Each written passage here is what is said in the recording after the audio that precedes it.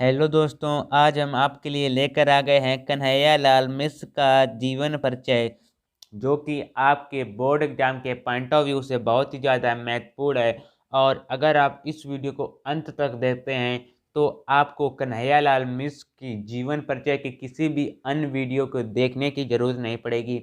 इसीलिए इस वीडियो को अंत तक वह बिना स्किप किए देखें। तो कन्हैयालाल मिश्र प्रभाकर का जन्म सन 1906 ईस्वी में देवबंद सहारनपुर के एक साधारण ब्राह्मण परिवार में हुआ था। इनके पिता का नाम पंडित रामदत्त मिश्र था। जो इसमें ब्लैक ज़्यादा डार्क चीज़ें हैं वो महत्वपूर्ण हैं, जैसे कि ये क्या है, महत्वपूर्ण चीज़ें हैं। ठीक है, इनको आपको ज़्यादा याद कर लेना है। वे कर्मकाठी ब्राह्मण थे। प्रभाकर जी की आरंभिक शिक्षा ठीक प्रकार से ना हो पाई। मतलब प्रारंभिक शिक्षा वो होती है जैसे LKG UKG होती है प्रारंभिक शिक्षा, क्योंकि इनके घर पर आर्थिक स्थिति अच्छी नहीं थी। इन्होंने कुछ समय तक खुर्जा की संस्कृति पाठशाला में शिक्षा प्राप्त की। वहां पर राष्ट्रीय नेता आसफ अली की व्याख्यान सुनकर ये प्रभावित हुए कि परीक्षा बीच में ही छोड़कर चले आए और राष्ट्रीय आंदोलन में कूद पड़े। कूद पड़ने का मतलब उसमें शामिल हो गए। तत्पश्चात इन्होंने अपना शेष जीवन राष्ट्र सेवा के लिए अर्पित कर दिया।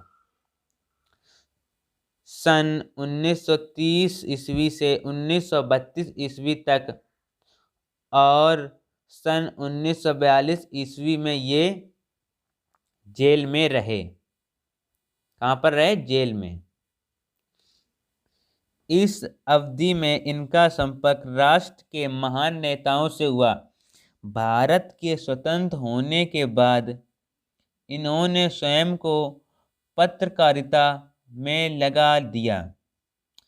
लेखन के अतिरिक्त और अपने व्यक्तिगत स्नेह और संपर्क से भी इन्होंने हिंदी के अनेक लेखकों को प्रेरित किया और प्रोत्साहित किया।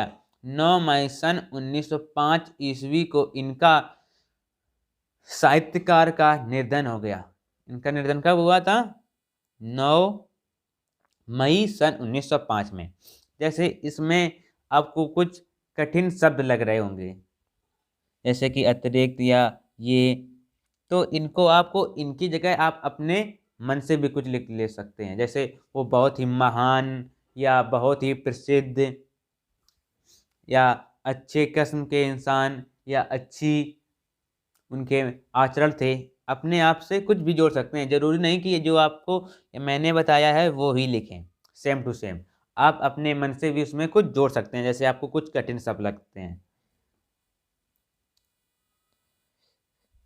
हिंदी के श्रेष्ठ रेखाचित करो, ऐसे ये आपको कठिन शब्द लगेगा ये, तो इनकी जगह आप क्या कर सकते हैं? हिंदी के श्रेष्ठ व महान व प्रसिद्ध प्रभाकर जी का अत्यधिक महत्वपूर्ण स्थान है, ऐसे आप लिख सकते हैं।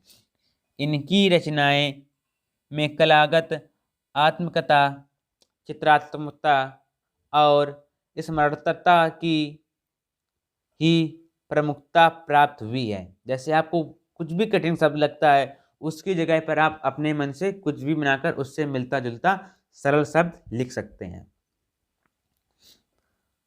पत्रकारिता के क्षेत्र में प्रभाकर जी को अभूतपूर्व सफलता मिली।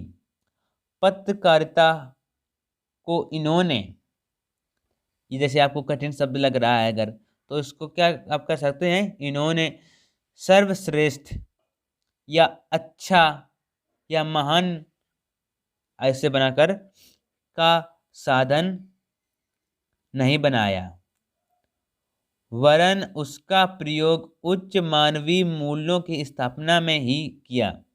ठीक है। स्वतंत्रता आंदोलन के दिनों में इन्होंने स्वतंत्रता सेनानियों के अनेक मार्मिक संस्करण लिखे। इन संस्करणों में भारत के स्वाधीनता संग्राम का इतिहास स्पष्ट हुआ और इनमें युगनी परिस्थितियों और समस्याओं का सजीव चित्रण भी हुआ। इस प्रकार संस्करण, रिपोर्तर्ज और पत्रकारिता के क्षेत्र में प्रभाकर जी की सेवाएं चित्तस्मरणीय हैं। ये क्या हो गया हमारा साहित्यिक परिचय। अब कृतियां देख लेते हैं इनकी। कृतियां, प्रभाकर जी ने कुल 9 ग्रंथ प्रकाशित किए हैं। कितने? 9 ग्रंथ। पहला देखते हैं, रेखाचित्र। पहला है रेखाचित्र। नई पीढ़ी के विचार, जिंदगी मुस्कुराई, माठी हो गई सोना, भूले बिसरे चेहरे, भूले बिसरे चेहरे। दूसरा है लघु कथा। इसमें क्या है? आकाश के तारे, धरती के फूल। थर्ड नंबर है संस्करण, दीप जले शंख बजे। ललित निबंध, क्षण बोले कण मुस्कुराए, बाजे पायलिया। संप्रदान में क्या है? प्रभाकर जी ने नया जीवन और विकास नामक 2 समाचार पत्रों का संपादन किया। इनमें इनके सामाजिक, राजनैतिक और शैक्षिक समस्याओं का आशीर्वाद और निर्भीक विचारों का परिचय मिलता है। इनके अतमय के आंगन चहके द्वार इनकी अत्यधिक महत्वपूर्ण कृति है। ये जो कृति है ये सबसे ज्यादा महत्वपूर्ण है। तो